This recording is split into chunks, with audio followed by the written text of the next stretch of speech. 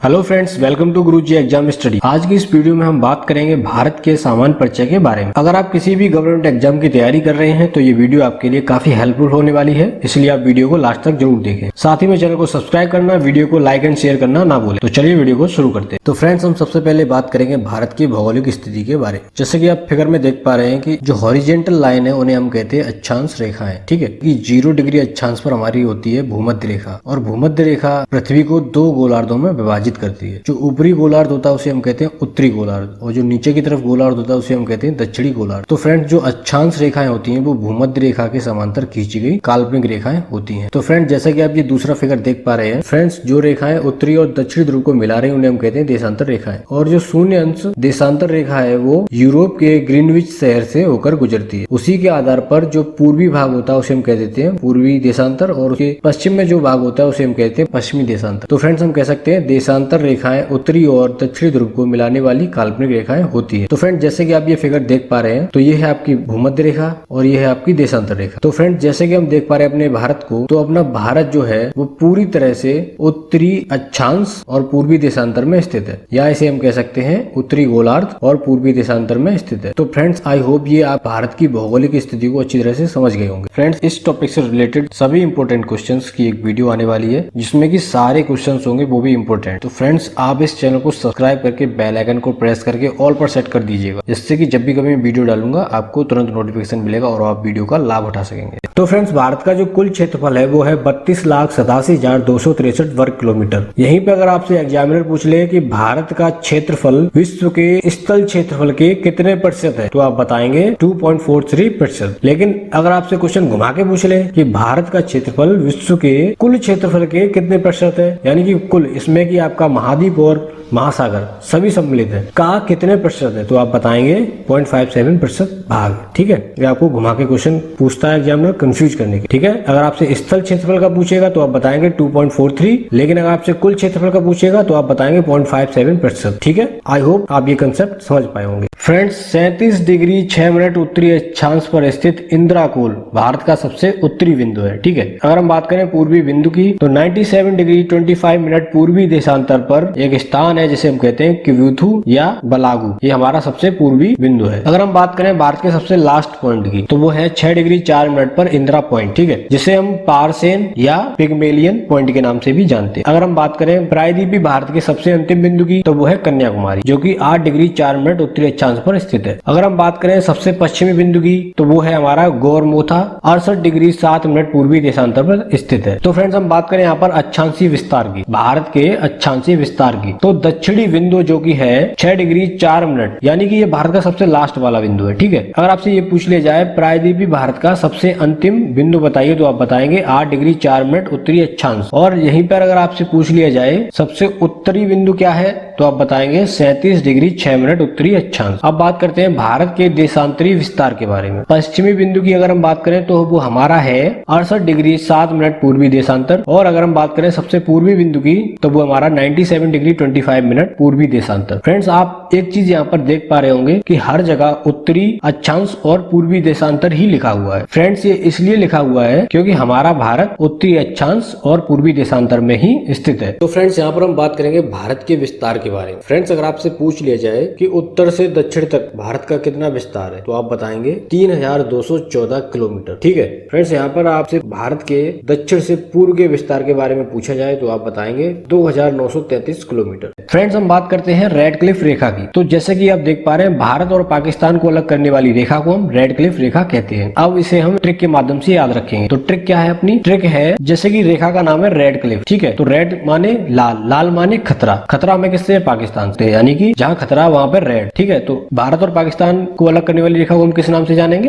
Red Cliff रेखा के नाम से जानेंगे। तो ठीक है, इस ट्रिक से हम इसे याद रख सकते हैं। अब बात करते हैं डोरंड लाइन की। तो डोरंड लाइन है जो भारत और अफगानिस्तान को विभाजित करती है। अब बात करें हम मैकमोहन रेखा की, तो मैकमोहन रेखा भारत और चाइना को अलग करती है। फ्रेंड्स, अगर आप इस टॉपिक के पीडीएफ नोट चाहते हैं तो आप इस पर 5000 लाइक्स करवा दीजिएगा और 5000 कमेंट्स करवा दीजिएगा। फ्रेंड्स, 5000 लाइक एंड कमेंट होते ही मैं इसकी पीडीएफ टेलीग्राम चैनल पर डाल दूंगा। फ्रेंड्स, यहाँ पर हम बात करें अंडमान निकोबार की। तो फ्रेंड्स, सबसे पहले आप ये देख पा रहे हैं, इसे हम कहते हैं कोको द्वीप। ये म्यांमार का हिस्सा है। ठीक है, भारत का हिस्सा नहीं है ये। तो हमारा जो पहला पॉइंट है उसे हम कहते हैं उत्तरी अंडमान। हमारा जो दूसरा पॉइंट है उसे हम कहते हैं मध्य अंडमान। हमारा हमारा जो तीसरा पॉइंट है उसे हम कहते हैं दक्षिण अंडमान। उसके बाद जो हमारा चौथा पॉइंट है उसे हम कहते हैं लघु अंडमान। उसके बाद यहाँ से स्टार्ट होता है निकोबार। तो पहला जो पॉइंट है उसे हम कहते हैं कार निकोबार, दूसरा जो पॉइंट उसे हम कहते हैं लघु निकोबार, और जो लास्ट पॉइंट है उसे हम कहते हैं बृहद निकोबार। यहीं पर इंदिरा पॉइंट स्थित है। ठीक है फ्रेंड्स, यहाँ पर अगर हम बात करें कि अंडमान निकोबार की सबसे ऊंची चोटी क्या है, तो वो है सैंडल पीक। और सैंडल पीक कहाँ पर स्थित है? दक्षिणी अंडमान में। ठीक है, क्वेश्चन आपसे घुमा करके भी पूछ सकता है, अंडमान में तो है लेकिन अंडमान में कहाँ पर, तो आप बताएंगे दक्षिण अंडमान पर। फ्रेंड्स, यहाँ पर हम बात करेंगे डंकन पास की, जो कि दक्षिण अंडमान और लघु अंडमान के मध्य स्थित है। फ्रेंड्स, यहाँ पर हम बात करेंगे 10 डिग्री चैनल के बारे में, जो कि लघु अंडमान और कार निकोबार आइलैंड के बीच में स्थित है। फ्रेंड्स, यहाँ पर हम बात करेंगे मालदीव के बारे में। मालदीव के ऊपर है हमारा मिनिकॉय और मिनिकॉय के ऊपर है हमारा लक्षद्वीप। तो फ्रेंड्स, जो मालदीव और मिनिकॉय के बीच में जो चैनल पड़ता है उसे हम कहते हैं 8 डिग्री चैनल। मिनिकॉय और लक्षद्वीप के मध्य जो चैनल पड़ता है उसे हम कहते हैं 9 डिग्री चैनल। फ्रेंड्स, सबसे इंपोर्टेंट पॉइंट यहाँ पर है कि भारत और श्रीलंका के बीच में पाक की खाड़ी पाई जाती है, जिसे हम पाक जल संधि भी कहते हैं। तो बच्चे यहाँ पर कंफ्यूज हो जाते हैं और पाकिस्तान को टिक कर देते हैं। हमें ध्यान रखना है ये भारत और श्रीलंका के बीच में स्थित है। अब बात करें दोस्तों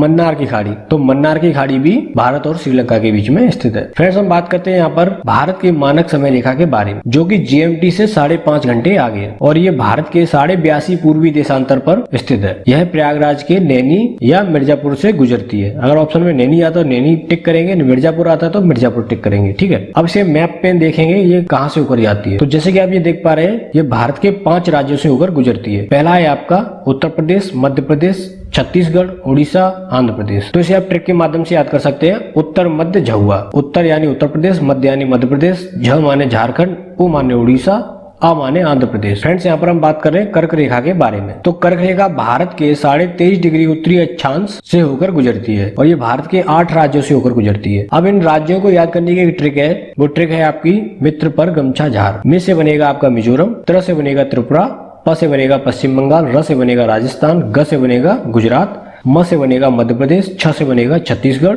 और झार से बनेगा झारखंड। तो इस ट्रिक के माध्यम से आप ये 8 राज्य एक लाइन में याद रख सकते हैं। ठीक है फ्रेंड्स, हम बात करेंगे भारत की स्थलीय सीमा के बारे में। तो भारत की स्थलीय सीमा है 15,200 किलोमीटर, जो कि आप मैप में देख सकते हैं। इतने भाग को हम कहेंगे भारत की स्थलीय सीमा। अब दूसरी जो चीज है वो है हमारी भारत की तटीय सीमा, जो कि 6100 किलोमीटर लंबी है, आप मैप में देख सकते हैं। फ्रेंड्स, यहाँ पर हम बात करेंगे द्वीपों सहित देश की तटीय सीमा की लंबाई। अगर हम इनके द्वीपों को भी मिला दिया जाए भारत को, तो भारत की कितनी तटीय लंबाई बनती है? 7,516.6 किलोमीटर। इस प्रकार भारत की कुल लंबाई अगर हम 15,200 किलोमीटर और 7,516.6 किलोमीटर को अगर हम जोड़ दें तो हमारी भारत की कुल लंबाई हमें प्राप्त होती है, जो कि होती है 22,716.6 किलोमीटर। फ्रेंड्स, क्षेत्रफल की दृष्टि के आधार पर भारत विश्व में 7वें स्थान पर आता है। सबसे बड़ा जो देश है वो है आपका रूस, फिर है कनाडा, फिर है अमेरिका, फिर है चीन, फिर है ब्राजील, फिर है ऑस्ट्रेलिया, फिर है भारत। तो भारत क्षेत्रफल की दृष्टि से 7वें स्थान पर आता है। तो फ्रेंड्स, यहाँ पर सबसे इंपोर्टेंट पॉइंट जो है, भारत के पूर्व में स्थित 7 राज्य जो कि हैं अरुणाचल प्रदेश, असम, मेघालय, नागालैंड, मणिपुर, मिजोरम और त्रिपुरा को 7 सिस्टर्स के नाम से जाना जाता है। काफी इंपोर्टेंट क्वेश्चन है, 7 सिस्टर्स के नाम से इन्हें जाना जाता है। फ्रेंड्स, कुछ और इंपोर्टेंट तथ्य यहाँ पर हैं। भारत का 43% भाग मैदानी है। ठीक है,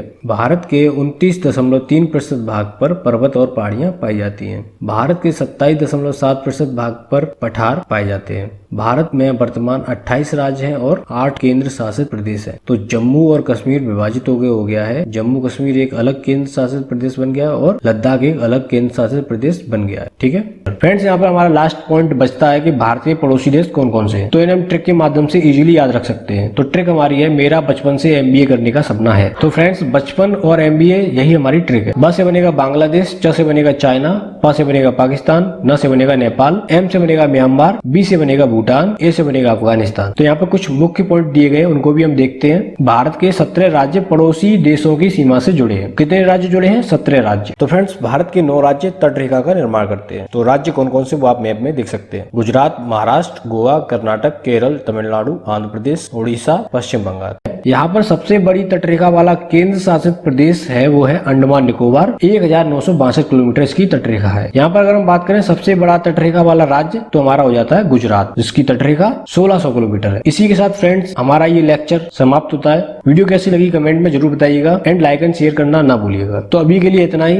thanks for listening. God bless you all.